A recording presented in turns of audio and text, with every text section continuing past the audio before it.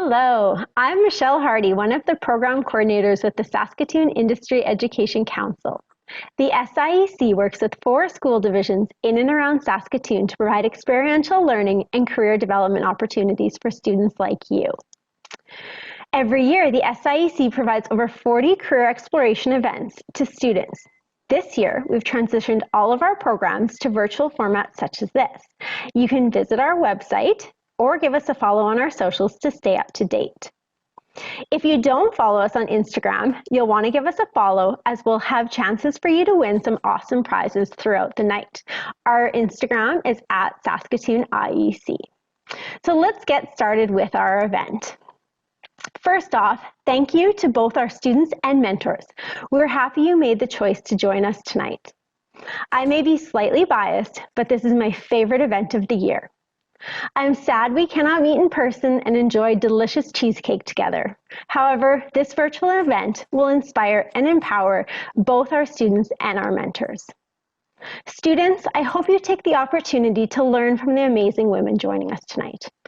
Every woman here has made mistakes, been confused, and probably changed their mind in life numerous times, myself included. No one's career path is a straight line, but whatever path you take, our goal is for you to have a career you love and a life that makes you happy. Throughout the evening, you'll hear stories, career goals, and life lessons from the mentors, as well as have an opportunity to share your own future plans in our breakout rooms. Mentors, this event is not only for the students, but also for you, as I hope you leave tonight feeling inspired and invigorated as well. In addition to our events tonight, in January, we'll offer our Career Connections program, which will give young women the opportunity to learn more from mentors in a specific sector. So I would like to thank our sponsors for our event tonight: the SIEC, the Government of Saskatchewan, and WorkSafe Saskatchewan, SaskPower, SaskTel, Trusted Marketing Services, Claudia's Beauty YXE, Main Street Hair, and Saskatchewan Health Authority. I also want to give a shout out to our Connected Committee: Terry Fredette from Greater Saskatoon Catholic Schools, Peggy Matilla Baines from Prairie Spirit School Division, Deb Davies from the Saskatoon Fire Department, Riddell Genoway from Untapped Potential Business Consulting, Alicia Robb from the Saskatchewan Health Authority, Jessie Usselman from Inspired Travels by Jess, and my team here at the SIEC, Janet Uchaz-Hart, Shanna Stewart, and Megan Unruh. Without these amazing women, I would not be able to put on an event like this for you guys, and it's because of the team that this is possible. I would now like to welcome our MC. Deb Davies is a second-generation firefighter who has worked for the Saskatoon Fire Department for 26 years and is currently the Emergency Management Coordinator. Debbie is a primary care paramedic, an instructor in first aid, CPR, AED, fire ground survival, and the incident command system. She's a peer advisor and critical incident stress management team member for both the fire department, as well as sitting on the provincial CISM team. Debbie is an advocate for all humans with a special interest in supporting females in all walks of life. Before I turn it over to Deb, I'd like to tell you a little bit about this amazing woman emceeing our event tonight. I first met Deb 5 years ago at the first Connected event when she shared her story as one of the spotlight speakers. Not only did I realize how funny and fabulous she was, but she also became someone that I aspire to be more like. At the time, I was attending as a mentor and was struggling with my own self-confidence in both my personal and professional life. One thing Deb said that will forever resonate with me was that no one else can give us confidence. We must find it within ourselves. When we're doubting ourselves, when we're having negative self-talk and acting as our own worst enemy, we need to tell ourselves, I got this. These words have got me through some difficult situations and have allowed me to challenge myself and my own growth over the past 5 years. I'm now in a place, both personally and professionally, I did not think I would ever reach. So thank you, Deb. Thank you, mentors, and thank you, speakers. Your words tonight may truly change someone's life. Please welcome the one and only Deb Davies. Hi, welcome everybody.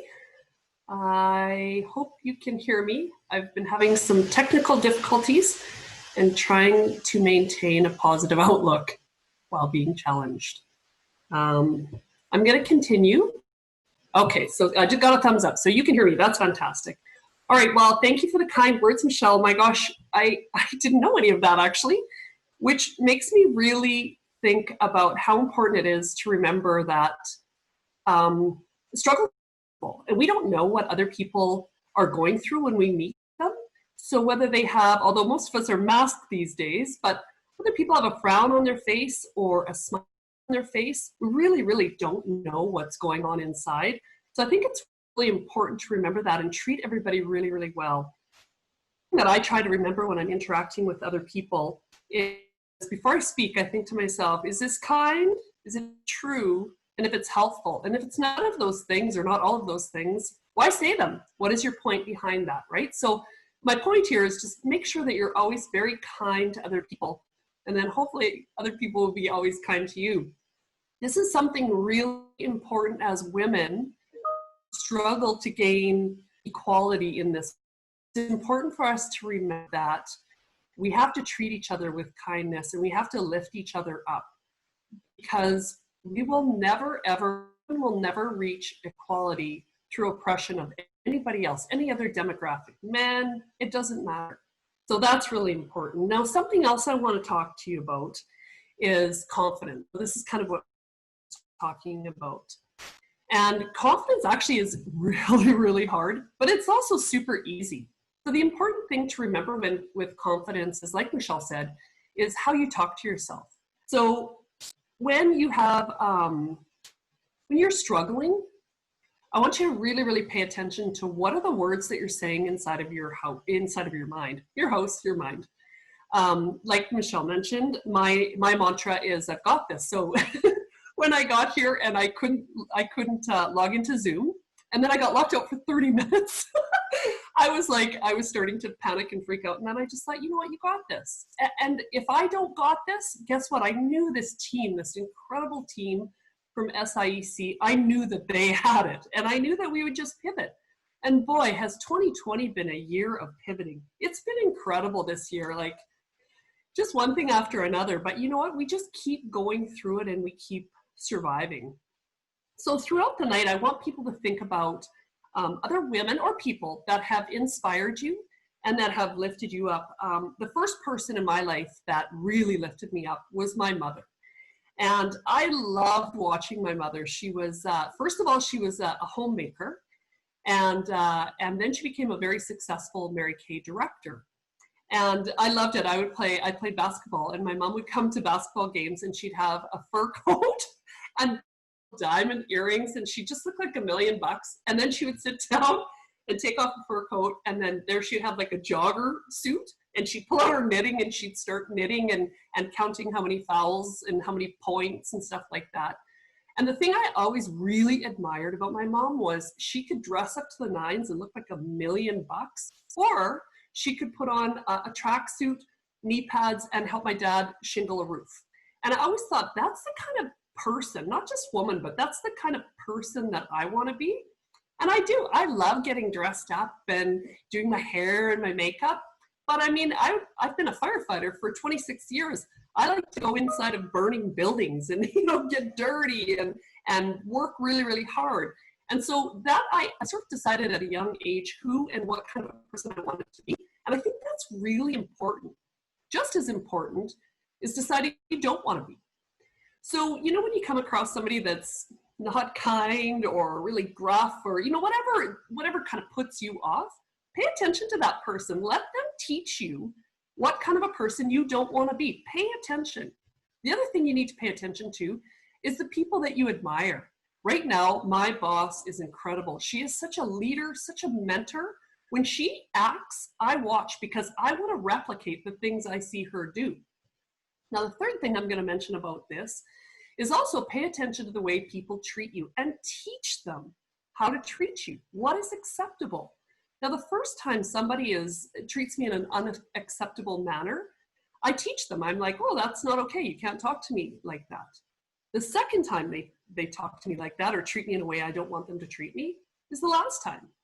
So that's also important. Act with kindness, but teach people how to treat you. Teach people in a kind way what is acceptable and what is not acceptable. Now, back to confidence.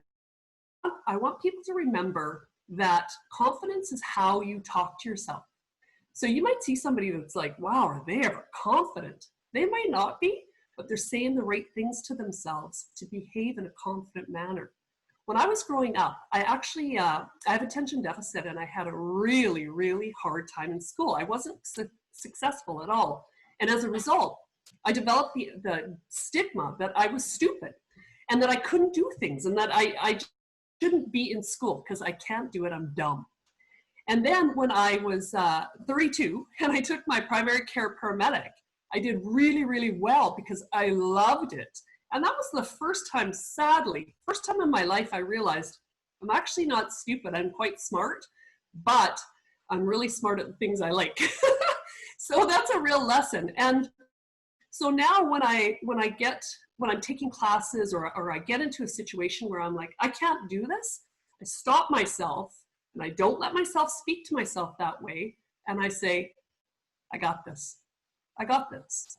So as you go through this evening, I want you to think to yourself, what is my mantra? What do I tell myself when I'm struggling? What gets me through that? And I also really want to encourage you to think about who inspired you.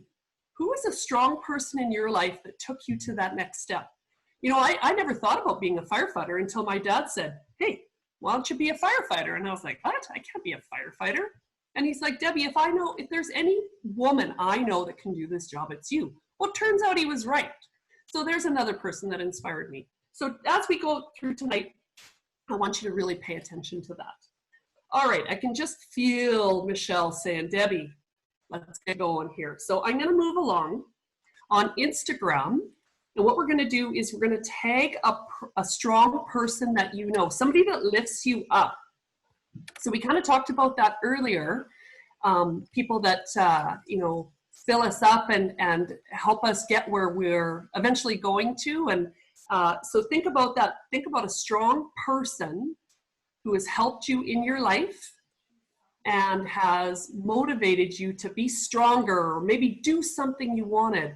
You know, I was involved in a firefighter combat challenge quite a few years ago, and I wasn't going to do it because I didn't want to fail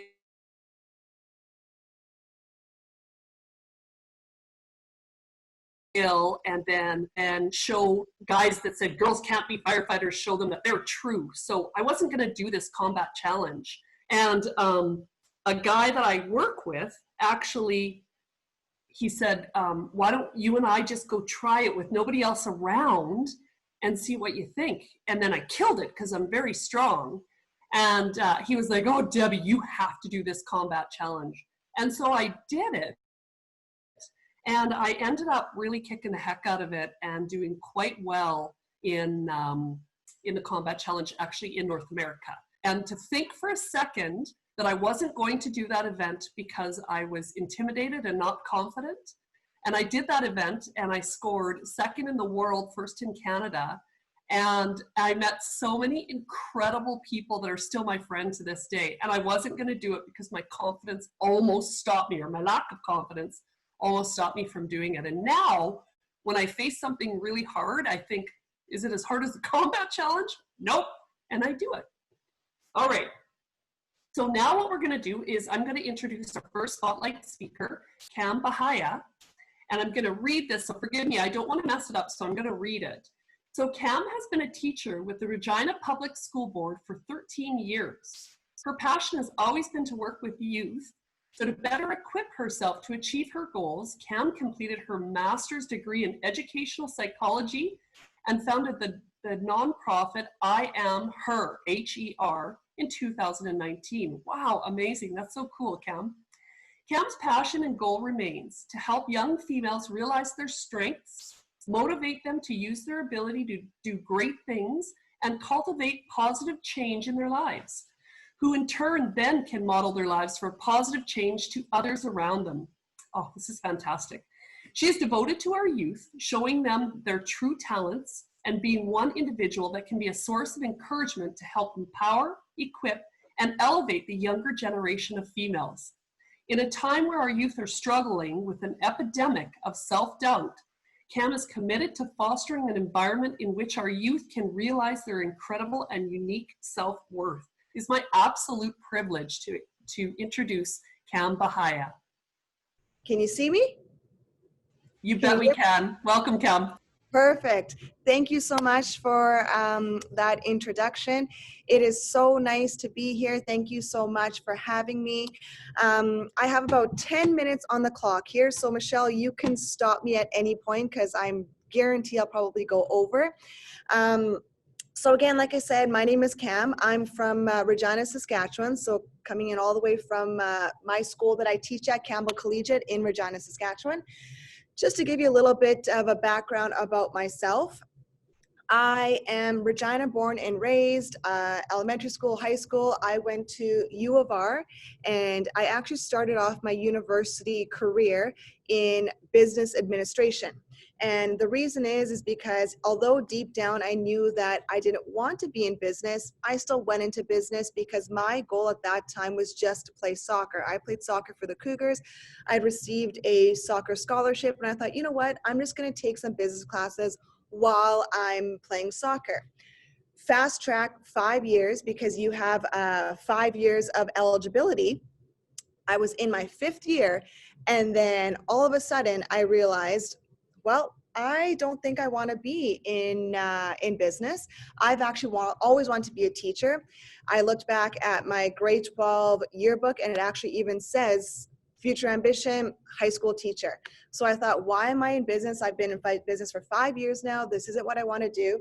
And it was in my 5th year of university that I actually ended up changing faculties. Now, in the moment, you're probably thinking, oh my God, you did 5 years of university and then you changed faculties. Yes, that's right. But if you were to ask me now, do I think about it? Do I think of any lost classes, lost time? Absolutely not. Because at that age, again, my focus at that time was playing soccer. I took classes so I can maintain my scholarship. And then I just ended up transferring over into education.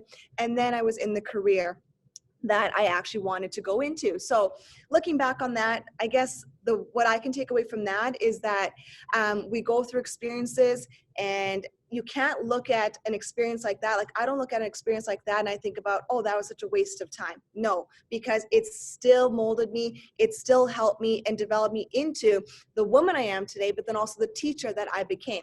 So that's kind of my background when it comes to university. And then I got a job right away teaching right out of university here in Regina.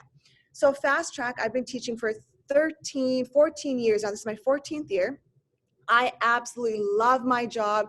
I always say to my students, if I won the lottery, I would still teach. I maybe go half-time, but I would still teach because I genuinely love what I do. And I think that the passion that I have for teaching, it keeps me young, it keeps me alive. The kids keep me young, but I'm lucky to have found a career that I absolutely love, and I've seen myself in this role since I was a little kid. So being a teacher, I rotate thousands and thousands of kids throughout my classroom walls these past 14 years. And what was happening was I was noticing that every year a new generation coming in, I was noticing, like Deb said in my bio, there was this self-doubt that kept compounding. So one generation would come in and like, oh, they seem kind of deflated. And then another generation would come in and it's like, oh, they seem even a bit more deflated than the previous one. So I thought, obviously there's something going on. Now, when I was growing up, I didn't have the social media platforms we do now, the type of bullying that happens, all these external factors that are in our society. I didn't have to deal with those. So I think to myself, man, the life that teens, that young adults are growing up in nowadays is it's a jungle out there. It's no longer a playground. Whereas when I was growing up, it was a playground. Our biggest stressors in life were nowhere near to the biggest stressors that teens and young adults face nowadays. So having known this, having come to this, realization that I see that teens are struggling, I thought, you know what, I'm going to put on a workshop here at the school that I teach at. It's the largest school in Regina. And all I want to do is I just want to get a group of girls together and I just want to have conversation. I just want to encourage them because obviously we need to encourage one another.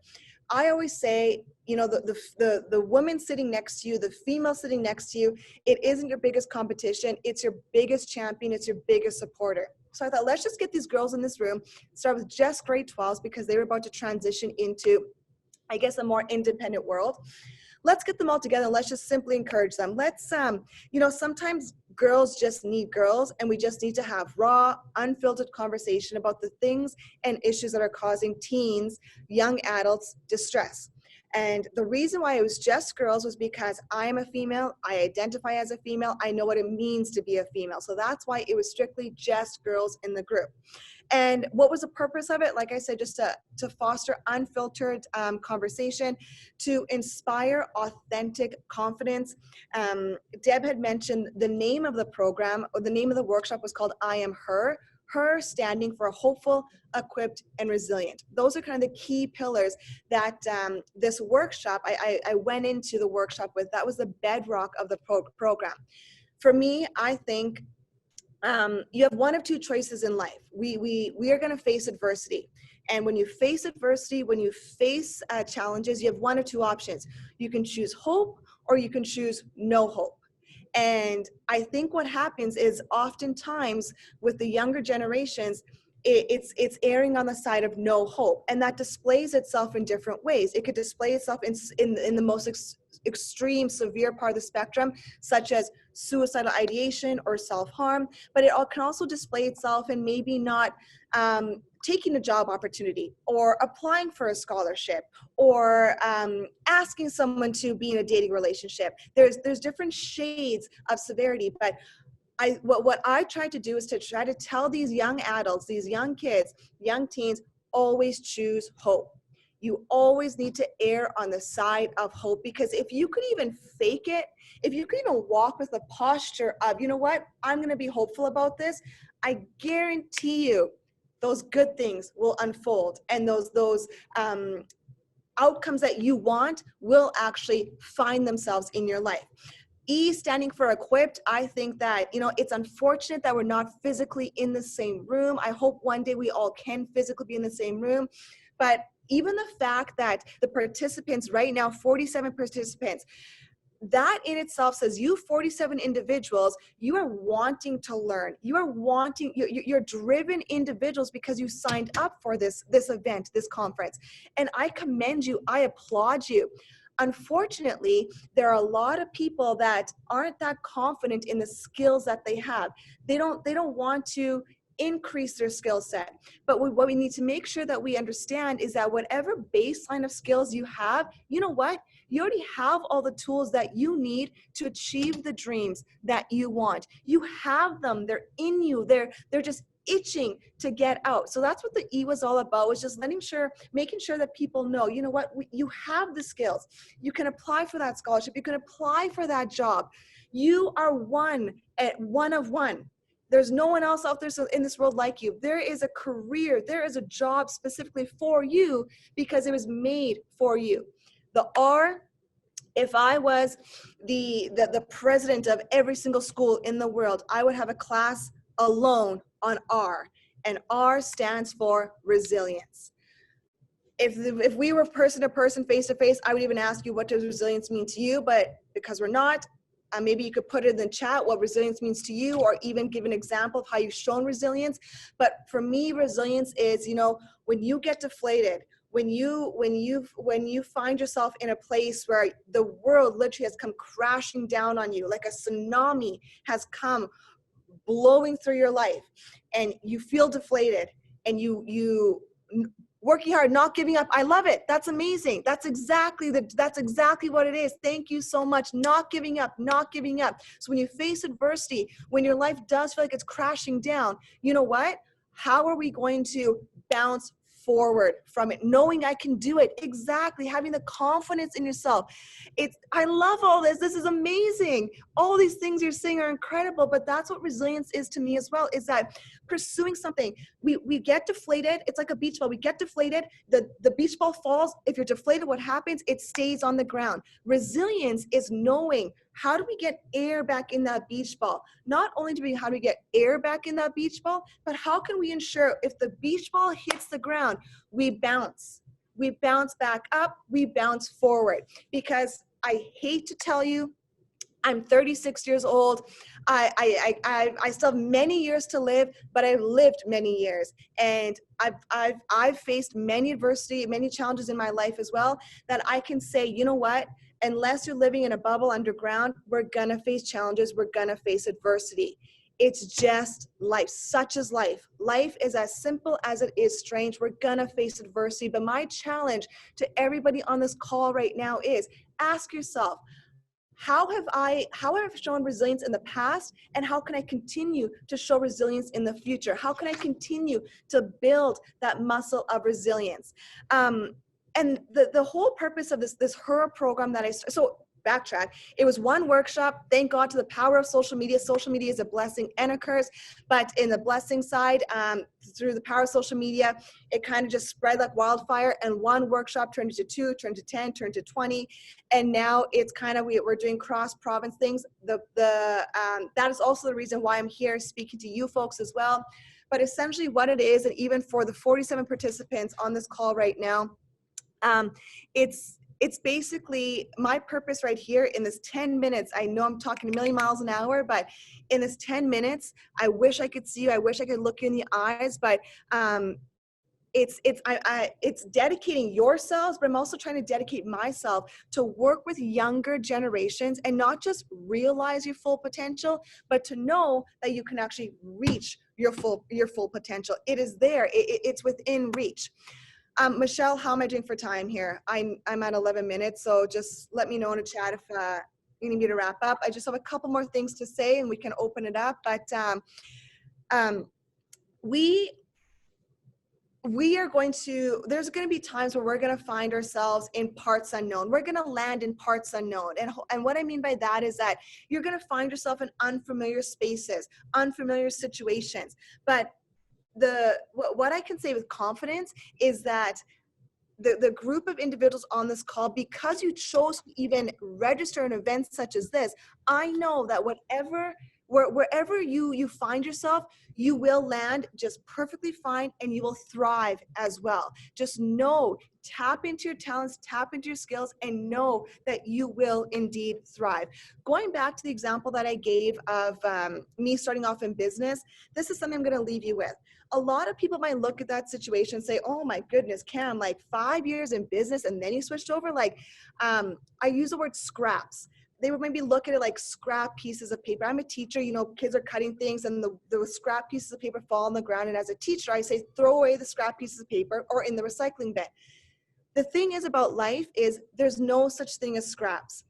Every event you go through, every experience, every relationship, every trial, anything you go through actually ends up acting like a beautiful backdrop to your life. So when it comes to, you know, education, pursuing job opportunities, let's say you do miss the mark on something. Hey, it's okay, because you know what? It could actually end up acting like being a beautiful backdrop to your story, adding to your character, adding to your resilience. We're not always going to have the answers to these why questions. And the last thing I'm going to leave you with is it's okay to not have the answers to the whys. In fact, if you were to ask me, I actually think not having the answers to, well, why didn't I get this job, or why didn't I get this scholarship, or why? Not having why is, to be honest with you, it actually adds humility and strength, not knowing why. Because if we knew all the answers, we would kind of flow along life in a really lackadaisical manner. But if we don't have all the answers, it adds humility, it adds strength, it adds curiosity, and all of that builds towards our character. And essentially, our character as women, as a young woman, as a young female woman entering into the workplace, our character is our fiercest weapon. Continue to build that character, continue to, tap into your skills. Oh, I'm glad she's still calling me lovely after I scared her by not being able to join. So Cam, thank you so much. And one of the big takeaways I took from you was do what speaks to you. It's really important when you're starting out in life to try everything. Find out what you don't like. Don't think of it as a failure if something doesn't work out. Think of it as a lesson and thank the universe, right? Thank you for showing me I don't like that, so I don't commit to it and spend a life doing it unhappy. Life is a journey, not a destination. So we are the sum of all of our experiences, and Cam really pointed that out.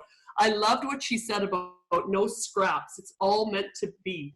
I'm watching your chat, the comments that are flowing, and girls, you've got some great things to say. Like, you're right. Somebody wrote about confidence. Confidence is being scared outside of your comfort zone, but doing it anyway. Now, I will add, as long as it's safe, but doing it anyway, right? That combat challenge scared the cheese out of me, but I did it anyway, and I'm so grateful for that.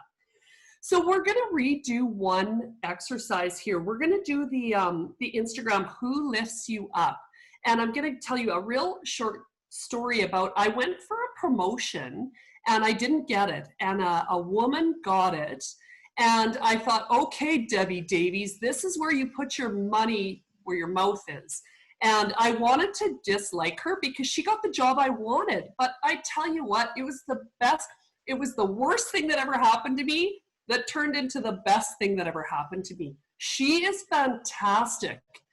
You've probably seen her in the news, Pam Golden McLeod. She's front and center with a lot of emergency management.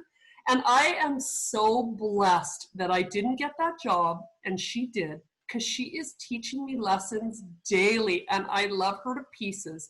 And if I could go back to Debbie, the day that Debbie didn't get that job, well, I will say this. My husband said, you've got 24 hours to mope and then you get over it. And I did. I moped for 24 hours and I got over it. And I tell you what, that was a resilient experience, because resilience is bending without breaking. And I bent and I didn't break. And boy, and you know what? It just turned out so good. So please go to Instagram, #connected2020, and please tag somebody who lifts you up, who has made you stronger. All right, so it is my pleasure now. We're going to introduce our second spotlight speaker. This is Candace Wasacase-Lafferty. Candace is the Senior Director of Indigenous Engagement at the University of Saskatchewan, a citizen of the, oh my gosh, I should have practiced this, I'm terrible at this. Candace, please forgive me, and you can say it properly, First Nation. Candace began working on campus in 2001 and is a proud alumni of the College of Arts and Science. Since then, she has worked in various roles that promote Indigenous values and culture within the university and lead in the realization of the Gordon Oaks Red Bear Student Center. Candace is a member of the Board of Directors for Wasacase Heritage Park and the Saskatoon Regional Economic Development Board. Welcome, Candace. And please, Candace, if you could tell us which First Nation you're a proud resident of. Hi, Candace. I did it myself. I wasn't sure if I was allowed to do it or I had to wait for someone to do it for me. But thank you so much, Deb, Michelle, everyone who's been organizing this. It's just a true honor to be asked to speak with this group tonight. And as Deb was saying, believe me, it took me a long time to learn how to say, I am from the Kakowistahau First Nation. And I often say that I'm a citizen of that nation and coming from a very proud history and cultural background. I'm going to slow it down a notch. I have enthusiasm absolutely for what I do, but I want to have just a real meaningful conversation with you all tonight. You know, you start reading off someone's bio and it's very humbling to have someone read that out because it sounds really good. You know, like I was chair of the board of Wasacase. Some of you might know that we brought bison back to this area. We raised $40 million to do that.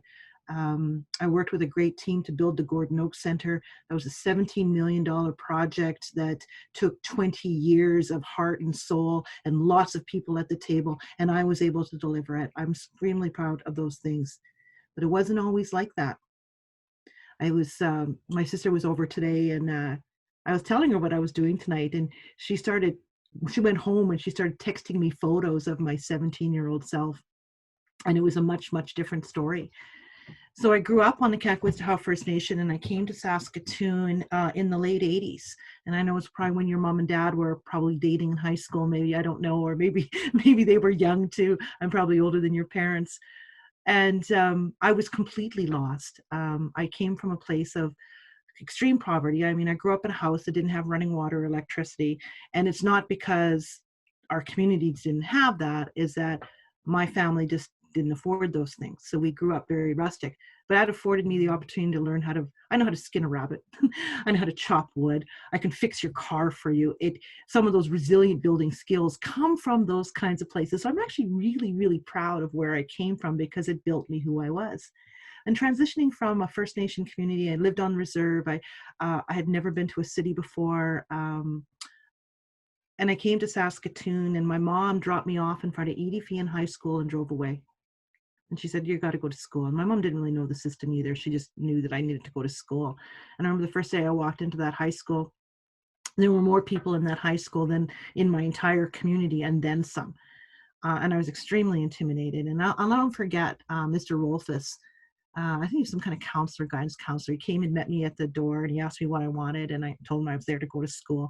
And he called this young woman, and she was a grade 10 student at Edie Fian. Her name was Anne Schumacher. I'm not sure if anyone would know her, the Schumacher family of Saskatoon. And he brought her down from the classroom, and he said, this is Candace Wasacase. She's new here. Can you show her around? Me and this girl are friends to this day.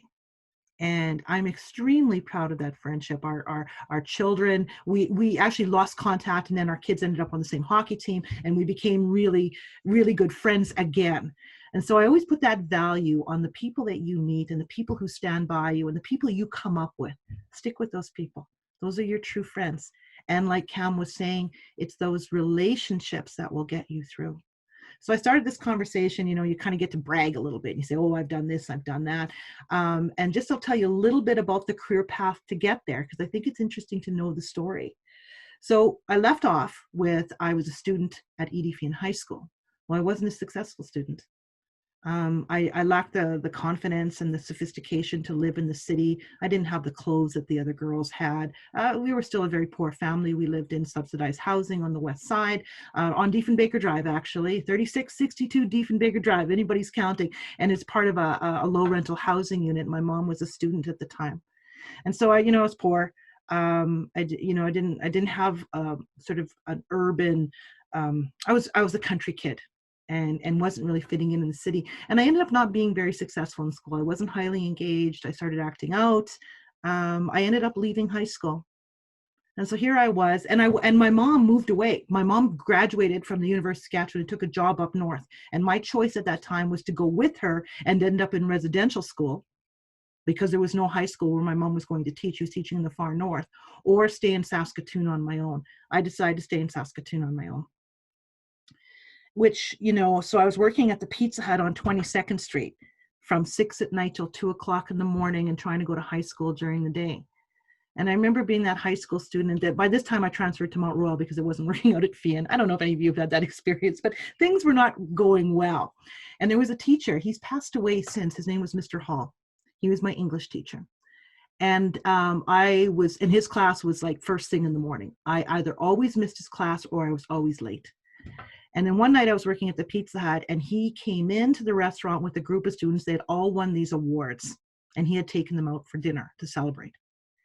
And I was his waitress, and I was embarrassed because, he knew I was living alone, on my own. He knew I had no money. He knew that I was trying to finish high school. I was trying to get a high school education, and he never judged me.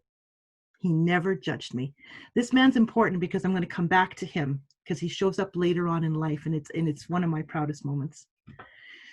So I ended up just kind of trying to support myself, and I ended up dropping out of high school once again. So I ended up working a lot of jobs.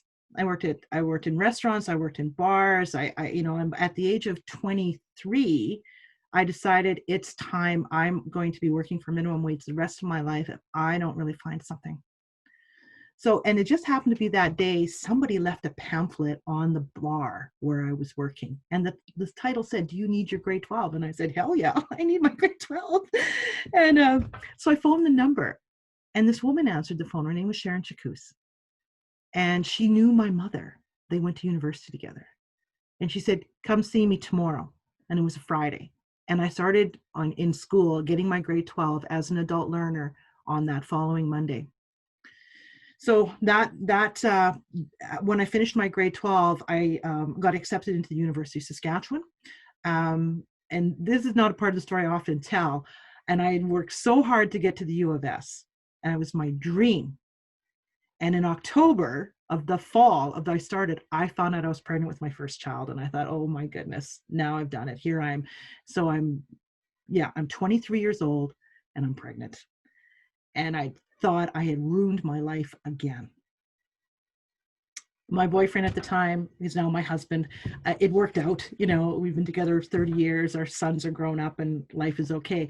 But those things kind of made me stop and go, geez, reset, retry, and keep pushing, keep going. But I wouldn't have done it unless I met incredible women along the way who tapped me on the shoulder and said, "You can do this. Let me show you, let me help you, let me put in a word for you here." And I started to find the power of those relationships. So I'm going to come back to Mr. Hall in just a minute, because I know you're all sitting on your seat. No, I'm just kidding. You're probably getting bored. So I went to the U of S. I finally graduated. I went off and did a couple of jobs. I had some summer internships that I ended up working in some offices. I built my network. And a year or two went by, and a job was posted at the school that I got my grade 12 at SIIT. I applied for it and I got the job. I was shocked I got the job. And I was learning as you went and trying and just having the confidence and looking for workplace mentors that would teach me what to do. And I was really, really fortunate to find myself in a First Nation organization, because I knew that in all the odd jobs I had leading up to, I had to hide my identity. Sometimes I used to pass myself off as Italian or Greek or some other nationality, because you didn't see a lot of Indigenous people working in grocery stores and bars and restaurants at that time. It's gotten better, but not at that time. And so I found myself back working at SIIT, and within a few years of experience, a job opened up at the University of Saskatchewan. I applied for it and I won. My job was to be the HR manager in charge of the Indigenous employment program. My job was to recruit other Indigenous people to come work at the U of S. And I thought, this is exactly what I've lived my life to be. The struggle, the resilience of not finding a job, not being able to hang on to a job, understanding the struggles of trying to attain an education. I know how to do this world, and I loved it. And one day I was asked to come do an in-service at Nutana High School. And I showed up with all my presentation materials and I marched down the hall, and this man's walking towards me. And he said, "Are you Candace?" And I said, "Mr. Hall, it's me." And he was the principal of that high school. He never knew what happened to me. He assumed that I dropped out and I ended up doing Lord knows what. And he brought all my presentation materials in, and he helped me set up the projector and the laptop and all that. And then he introduced me to this group of teachers. And he told just a story that broke my heart. He honored me. He never judged me. And I continue to tell the story of him, and how if it wasn't for him and his belief in me, I wouldn't have been able to do what I did. So yeah, I always get a little misty when I tell that one, because he was truly a special man that, the right time, met me at the right time. So my job now is, as the Senior Director of Indigenous Engagement at the university, affords me an opportunity to work from a place of passion. And no matter what job you have, what career you pursue, I only wish that you work from a place of passion and drive, because you will turn that job into whatever you need it to be if it starts in that place and you honor that about yourself. Everything you need to be successful is not out there. Everything you need is already inside you. And the next 4 years, 5 years, or for the rest of your life, you will spend uncovering that truth about yourself that will make you successful. I believe that in every person, every young person that I work with. We're all these sort of rough gems that just need a little polishing. And really, it's that fortitude, that internal fortitude that you already have, and you will make it happen. I believe that. I have no idea how long I've been talking for. I've just enjoyed this. And, you know, I think my session is about overcoming fear. And I think fear is what you tell yourself. Nobody can put fear in you. It's only what you accept. And still don't accept any of it. Oh my gosh, Candace, thank you so much. That was fantastic. Kakawistau. Hopefully I got it correct. Yeah. I love that. I can fix your car and I can skin a rabbit. What else do you want? And isn't it funny how an experience can, if we let it define us, so you and I have that in common, Candace, that we struggled with school and we almost let school define us. For yourself, you ended up dropping out. Myself, I hung in by just the thread. And you went on and you got a degree. Like, I hope that you often tell yourself how awesome you are because you did that. That's fantastic. I love it. I loved how you said, you know what? Life is hard. Just keep pushing. Lean on your support. Recognize who is your cheerleaders, who are your cheerleaders, and keep going, right? I loved it. Let's see. Oh, the other thing I wanted to mention was, yeah, work from a place of passion. Cam talked about this too, right? Do what speaks to you. You know, I've had crappy jobs. Crappy jobs make you better. Crappy jobs determine and define what you don't want to do. The first day of my, actually it was the third shift of my firefighting career, we had a huge fire and it was at Marquis Down Stables and it was a big stable fire. And I went inside and I was on the end of a nozzle and everywhere I looked was black except for the where I was spraying water. It was just an orange circle wherever my water hit. And as soon as I moved my stream, my hose line, it went black again because it was just, everything was burning, right? And in the moment, I was having so much fun that was kind of dangerous. I thought, I hope my mom doesn't find out about this. But I recognized in that moment that this is what I wanted to do. I love firefighting. My dad was a firefighter. So like you said, Candace, make sure you're doing what speaks to you. Follow your dream and love yourself. That is such a good line. You said, love yourself. We're all rough gems. We are. We're all learning and deciding what we want to be and who we want to be. So make sure we're loving ourselves. That was fantastic. Thank you so much, Candace. You're a gem, and I hope our paths cross again.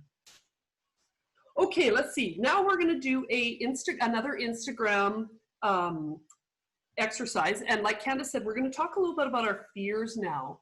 So never let your fear decide your future. You got this. Something, I saw this a while ago and I thought this really resonated with me is, don't let your enemy live between your ears, right?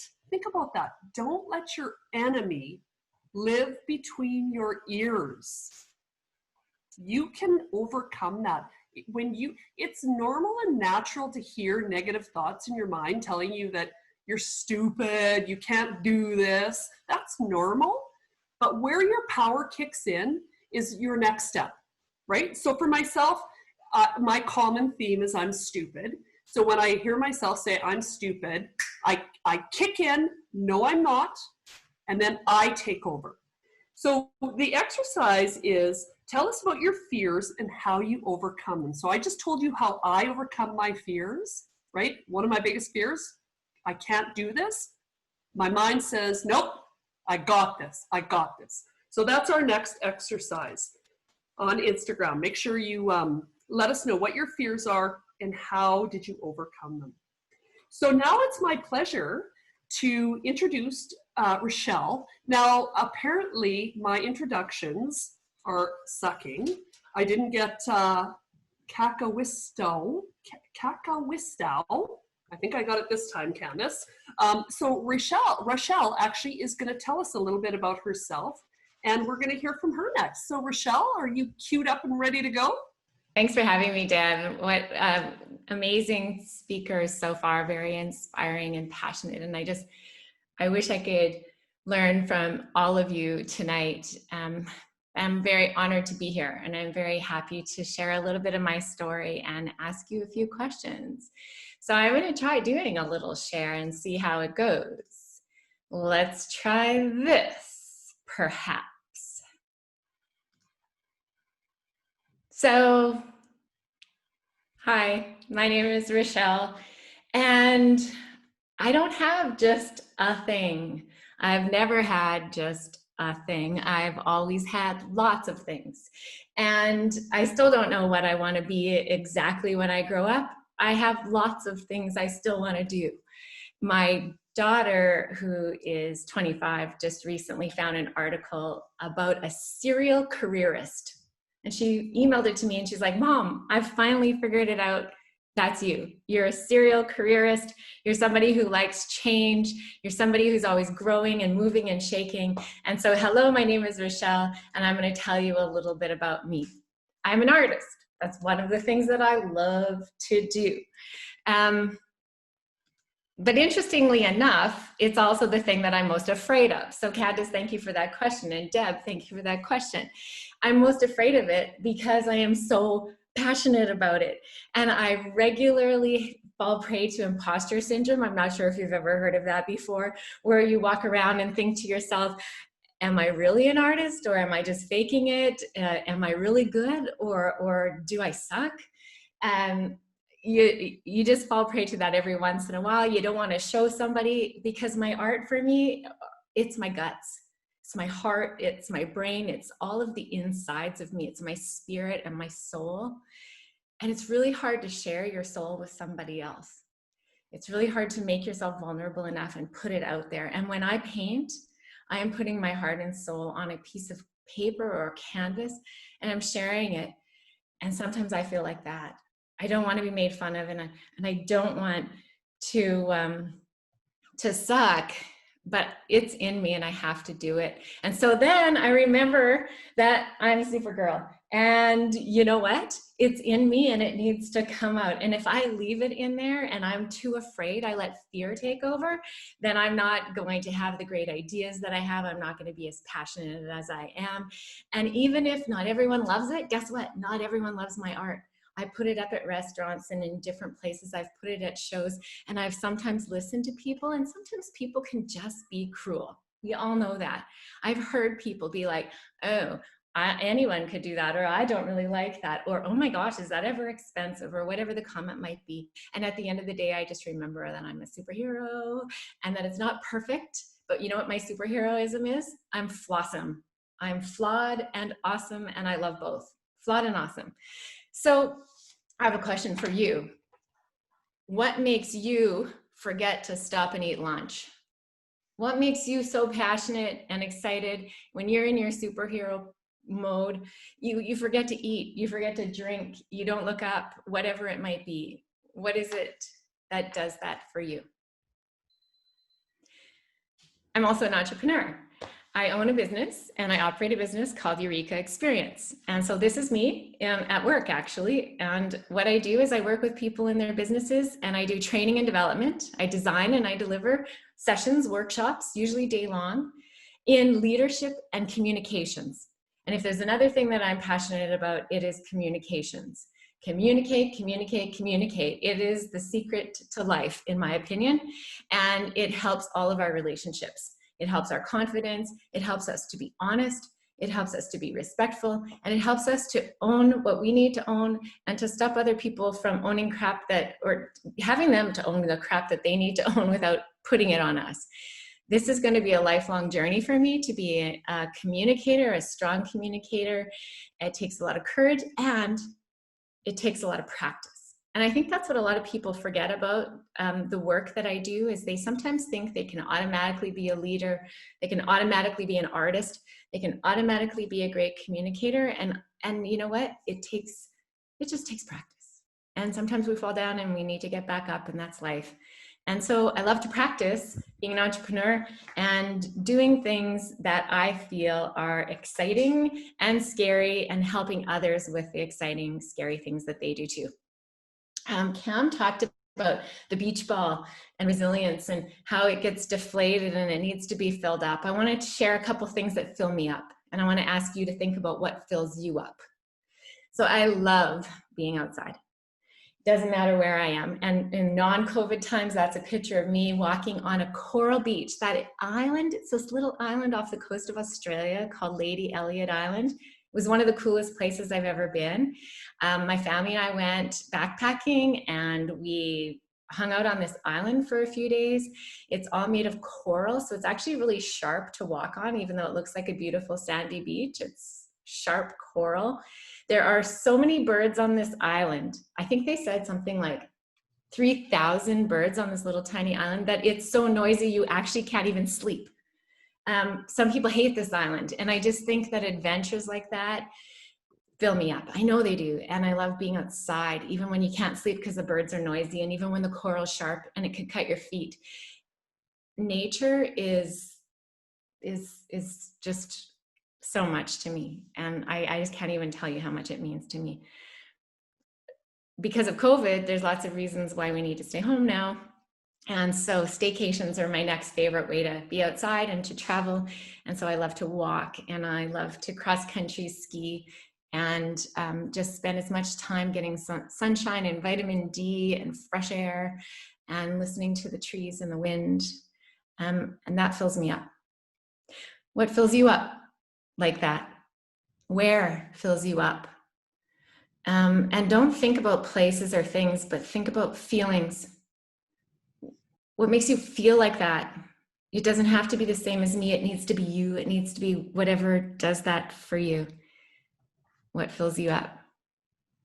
I love my family, and they're crazy, and they're amazing, and they're frustrating, and I am too. And we're all flawsome, but we're together, and I'm very blessed to have them. My daughters, Maria and Elizabeth, are my greatest teachers and my greatest inspirations. They mentor me every single day that I'm alive, and they teach me how to be a better person. And I love that they're at a stage of life where I don't have to take care of them so much, because I wasn't always the best at it. But now I'm at a place where I can learn from them, and I could always learn from them if I was humble enough and paying attention enough. So all these kooky people that you see right here, they also fill me up, and they make me real. And so my question I have for you is, who in your life makes you real and accepts you for who you really are? And even if it's not your family, that's okay. There's going to be somebody out there. And who is it? Is it a teacher? Is it a friend? Is it your grandma? Is it your kokum? Who is it? Find them and be with them. Spend time with them. And even if you can't be with them in person, find time with them in prayer. Find time with them over the phone or texting, and honor that sacred time, because it's truly amazing, and it fills us up. And finally, my mentors fill me up, and they bring joy and teachings to my life. Now, some of you have we've been hearing about this, and Cam and Candace talked about various mentors, and so I'll just repeat a few things that maybe you've already heard. But some of the greatest mentors I've ever had in my life have been teacher mentors. So it might be actual teachers, and in fact, I have had some actual teacher mentors, but anybody who teaches you, they tell you things, they share wisdom, they share knowledge. Pay attention. Listen, even when you want to roll your eyes, or even when it seems repetitive or annoying, or you've heard it 1,000 times, find a way to listen and ask yourself, what am I hearing there? What else could I get from that? How does this mean something to me? And dig into it. There's other mentors I've had that are, I like to call them the asks and the listeners. They're the amazing people who they're quiet, they're kind, they want to know us. They're the ones that make us feel real. They ask us questions. and they listen to us. They don't tell us stuff. They're actually the opposite of the teachers. They ask us stuff and they listen to us. And so they help us to find our way. Because the best person to solve any problem is the person who has the problem. Now, sometimes we do need support and we need people to ask us questions about it and to listen to us, but we usually have what we need inside of us to figure it out for ourselves with that extra support. Another kind of mentor are the cheerleaders. I love the cheerleaders. I'm one myself, and it's that person that's just like, yes, you got this, you can do this. And even if we, again, roll our eyes and think they're crazy, it feels so good to have a cheerleader around. And so find your cheerleader. Who are your cheerleaders? They can be anybody. Double Dog Dare mentors. Oh, I love Double Dog Dare mentors. They're the ones that are just like, show me you can do this. I dare you. What do you got? What's it take? Come on. You know, they're the challengers. They're the ones that make us want to kind of throw up a little bit, but at the same time, they make us challenge ourselves to be brave. I love the Double Dog Dare mentors. And sometimes we might want to give them a little bop, but in the end, you want to listen and say, what's in there for me? What's some little piece of that I can accomplish and do? Who are your Double Dog Dare mentors? And then the last but not least, and Cam and Candace have mentioned this kind of mentor, and that's the anti-mentor. That's the person that we actually don't want to be around. We don't like what we hear from. We maybe even disrespect them or dislike them. But rather than doing this to them or hating them or never listening to them, which seems to be the way the world wants to work today, is a lot of this. But instead, it's diving in and saying, what can I learn from them that I don't want? And I'm going to get ahead by figuring out what I don't want often, sometimes even more so than what we do want. So here's a question for you. What is it that you know you don't want? And who is it that you know you don't want to be like? Now, you don't have to name them in the chat, by the way. That might be scary territory, but think about it. And then don't do that. And don't be like that. Find your way and thank them for being your anti-mentor, even if it's just in the back of your head. I'm going to close with this quote.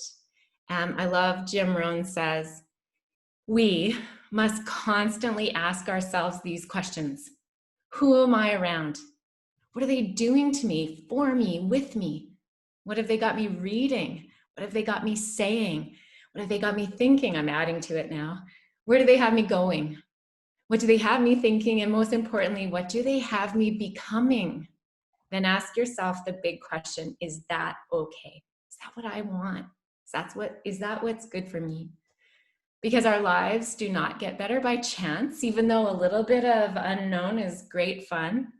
It gets better by change, by paying attention, by learning, listening, asking, and moving forward. Just like Cam said, filling yourself up and moving forward. Oh, that was fantastic. Thank you so much. A flawsome superhero. I absolutely love that. Can't hear you again, Deb. Sorry. Yeah, I'm just talking to my mom, my lighting manager here. Sorry. So, Flossom, I love that. Something that you talked about too, Rochelle, is the imposter syndrome. And that is so critical. We've talked about this at past events. And imposter syndrome is thinking that you're fooling people, right? That you can't do what you're doing. It's like the my combat challenge story I was telling you about, that I thought, oh, I don't want to, I'm an imposter. I shouldn't be a firefighter. I don't know what I'm doing. And if I try this event, like this combat challenge, then I'll prove to these people I shouldn't be here. And then I kicked the shit out of, oh, I said shit. I kicked the heck out of it, right? That's imposter syndrome. Imposter syndrome is that little voice in your head that says, you're not this, you can't do this, you're dumb.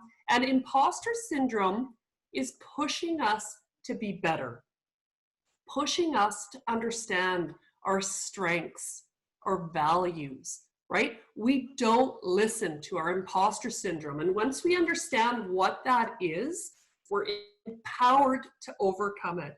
I also liked what you mentioned about what makes the world stop for you. Two things, well, many things, but two things popped into my mind. One, laughing. I love laughing. I love it, right? That makes time stand still. And the other one, I don't know, this might be weird to a lot of people, but cutting wood. I love to cut wood. And then guess what? I love to burn. So, and somebody had mentioned in the chat, they like doing work that, you know, it makes you work that pays off. For me, that's cutting wood, right? Because I cut it, I work, I sweat, I see the pile of wood, and then I see the fire that I can feed the wood with. Let's see what else here I had for you. Oh yeah, and then confidence, right? Confidence is telling yourself, I can do this. It's normal and natural for the brain to say, because the brain is trying to protect you, right? The brain is trying to say, don't do that. You might get hurt. Don't do that. Somebody might say something bad and make you feel terrible, right? And confidence is saying, no, that might happen, but I know I'm going to be okay, so I'm going to do it anyway, right? That's confidence. It's how you talk to yourself. And I also just want to give you full kudos on your PowerPoint. It was lovely. Now, the first year, I think it was 5 years ago or something, I was a spotlight speaker, and I wasn't told that I could have a PowerPoint. And everybody showed up with beautiful PowerPoints, so lovely. And then I was a spotlight speaker with no PowerPoint. And at one point, I actually was gesticulating with my hand so much, my pinky grabbed my hoop earring and threw it across the audience. And I had the opportunity there to be really bashful and embarrassed and tell myself, oh, see, you're a loser, you shouldn't be presenting. Or I had the opportunity to go, oh my gosh, I just threw my earring across the crowd, how funny, right? And everybody laughed, right? So it's those moments of like, oh dear, what you do with them. And so when you have confidence and you tell yourself, I'm okay, things are okay. All right, so let's see. So we're gonna just pivot a little bit. And now, you know, we're living in a pandemic right now. I think we all pivot daily, right? We get things thrown at us daily. So now what we're gonna do is we're gonna talk about when women and people empower each other, incredible things happen, right? So now I told you a little bit of an experience that I had where I went through this promotion, I didn't get it, and this just incredible woman got it. And what that did for me, right? And how that changed my life. So now we're going to kind of think about it the other way. So what do you do to empower other people, right? So this is what I think we're going to unmute our microphones, or perhaps Michelle is going to control that function. But we're going to talk about stuff that empowers you and that you do to empower others. And really what I would like to encourage everybody today to do is think about a takeaway from this evening that maybe empowered you, or something you want to really remember. And I want you to write it like on a sticky note or something like that. And then I want you to put it on your mirror for like a week or more, right? And I want you to look at that every day. Like maybe for myself, like it would be something like, I got this, especially if I was in the middle of a real struggle. I would want to look every day in the mirror, and I would want to see the words, you got this. And in fact, I've done this to myself, but because I would want to remind myself every day, like, okay, I can handle this. I've got this, you know, whatever it is that you want to tell your better self wants to tell your scared self, do that. Take lipstick, write it on your mirror. Don't tell your mom and dad, clean it up when you're done, but write it so that you're seeing that every day. So you're programming your mind, right? You're programming your conscious mind to think about this every day. All right. So Michelle, I'm going to switch over to you. Do we have some questions about inspiring and empowering? Yes, so we were going to go into another breakout room, but since we're running a little bit behind, we thought we would just stay as the large group. And if anyone wants to unmute themselves and let us know, what do you find inspiring, or who empowers you, and how can you empower other people? So I'll bring this up on the screen so everyone can see it. And if you want to let us know, just chime in and start the conversation going. I'm told you had great conversations in the first breakout room, so hopefully we can all talk in here a little bit and you can let us know. We need someone to be I'll speak. Hi. Wait. What do you find inspiring? I'd have to say, on Instagram, other artists. Like, I get sometimes that they're really self-conscious of their work, but literally for that moment, whenever I see like a new post from them or something, I just get that instant like euphoria that makes my day. Like, oh my God, this is great. What do you mean this is bad? What are you talking about? And then who empowers you? This is gonna sound the same as how I answered the first question, but I do have like art friends.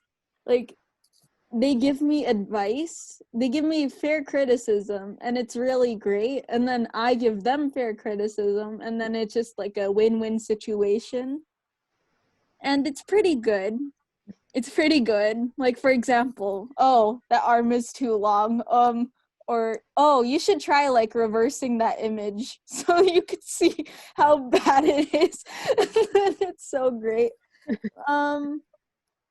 How you empower others. I have no idea how to answer this question. Oh, you kind of said it, Icy. You said that your friends, you tell each other kindly, right? Yeah. Yeah.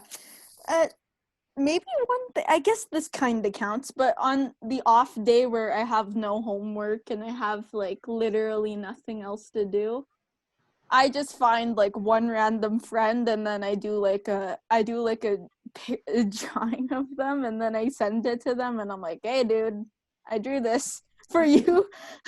hope I hope your arm isn't too long, or hope the eye isn't too big.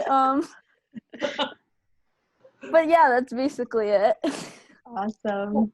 Well, and that's a really good point. I see you said, like, what makes my day? So it's kind of like we were talking about earlier, what speaks to you? What makes you hum inside and just makes you feel good, right? We need to pay attention to those things and then repeat them. Exactly. Awesome. Thank you for sharing with us, Icy. Yeah. No problem. I just wanted to speak so that I could take one for the team. Awesome. Well done. Thank you. If anyone else wants to let us know, you don't have to answer all of the questions. You can answer one of them. You can let us know what you are going to remember from this event. Deb talked about her earring incident of 5 years ago, but I don't remember the earring. I just remember what you said. Oh, right? Isn't that funny? That's awesome. You know, something else we could maybe even talk about right now is, and this might be inspiring or empowering to somebody else, what maybe have you done in your life that scared you, but you did it anyway? So I'll just remind everybody to mute your microphone unless you're going to speak. So just go ahead and mute unless you're speaking. And somebody, there we go. All right, so what scared you, but you did it anyway, and you're so happy you did? I told you to, oh, go ahead, yeah. Go ahead, Farheen. Okay, so basically for me, my biggest fear used to be, it's still high jump. And I always get scared every time in front of the bar. And I never do it, like, most of the time until like a few weeks ago, when like before winter, we did it for the last time. And my teacher was my mentor in that case. She was super inspirational. And the way she explained it to me, no other teachers have. She told me that this is your one time, like your last opportunity.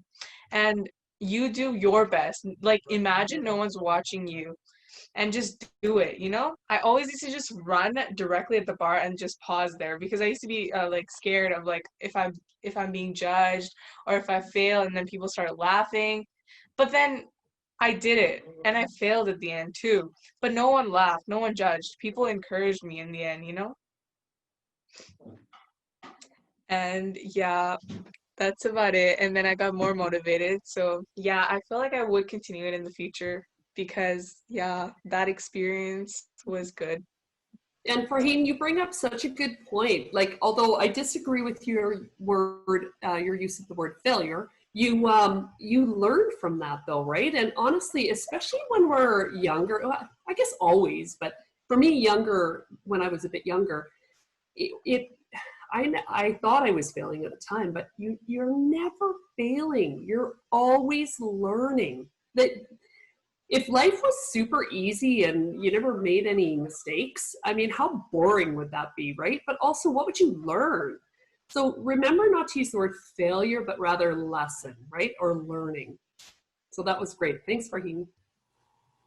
All right, everybody. Well, remember to tag #connected2020 with your all kinds of ideas and things that inspired you, scared you, things that you were scared to do, but you did it anyway. There's a good question on here. You know, all the things you've always wanted to do, you should just do them, right? And isn't that true, right? We do have a question, Michelle. Who could we email if we had more questions? And, you know, that's sort of the way we had to pivot this year because of we're in a pandemic is unfortunately, well, fortunately we had the option. Actually, I was going to go negative. I'm going to go positive. Fortunately, we had the option to go virtual. We didn't have to cancel. But next year we'll be back full force in person, and gives us a little bit of an opportunity to meet people that we want to talk to, connect with those mentors. So yeah, make sure you're hashtagging on Connected 2020 and giving us your feedback and talking. So now I'm gonna turn it over to Michelle. She's gonna do a wrap up and evaluation. And I want to thank each and every one of you for showing up tonight. It was a blast. I had so much fun listening to our incredible spotlight speakers. I would like to thank the amazing team, the magic behind the curtain. Thanks to all of you that put this together and made this a reality. And thank you to everybody that took the time to come out tonight. Thanks, everyone. Have a great night. Now, don't hang up. I'm just saying goodbye. Now we're going to listen to Michelle, but I want to make sure everybody knows I thank you very much. All right, good night. Awesome. Thank you, Deb. It is always a pleasure to hear you speak. Thank you to our spotlight speakers for sharing their story tonight. I loved hearing each one of them. They all had such a great message, and I know from the chat I can see how inspired many of you, both students and mentors, were from hearing those stories. Thank you to the mentors.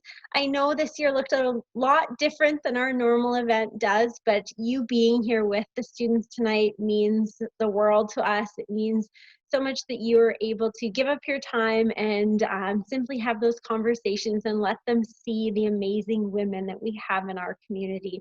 We're very grateful. Thank you to the students for showing the initiative to be here tonight. You are a handful of you who took the time to go home from school, sit in front of your computer, and then hopefully hear the great messages that these women were sharing with you tonight. We had a question. If there are more, if people have questions, you can email me. The email is in the chat. We will have further events like this because I know people wanted to talk more. They wanted to have those one-on-one conversations with the mentors. And so please, when you see emails from me, I'm sending them not to spam you, but to give you more opportunities like this where you get to talk with the women in our community. So we'll focus on different sectors. So if you're interested in a career like a firefighter, like Deb is, we'll have one in emergency services. Or maybe if you're interested in a career in business like Rochelle, we'll have a career connections event in business, finance, and entrepreneurship. So please stay tuned to your emails from us. So we hope you leave here feeling inspired and empowered, and we hope you take these messages with you in your daily lives. We will offer further events, as I mentioned, so stay tuned. Many of you were active on social media tonight, which is awesome to see. Stay connected with us on Instagram. We post a lot of our events on there, so if there's other things going on that maybe will help you with your career exploration journey, then stay tuned to our Instagram. and share your feedback with us. So throughout the night, you have been giving us making great comments and shares on Instagram. Though every share and comment that you have will put you in a draw to win some gift cards. We also have some jewelry to give away, and we have a gift certificate for $75 from Claudia's Beauty YXE. She's one of the best brow girls in town. So students, we have a QR code up for you right now. Give that a scan. Give us your feedback, and you can be entered to win that $75 gift card. And keep the conversation going on Instagram. Let us know what you're going to take away from tonight. Let us know how you're going to continue to empower those around you. And let us know how you're going to continue on your career journey to find a path that truly inspires you. So thank you for joining us tonight. And we look forward to seeing you at our future events. Have a good night.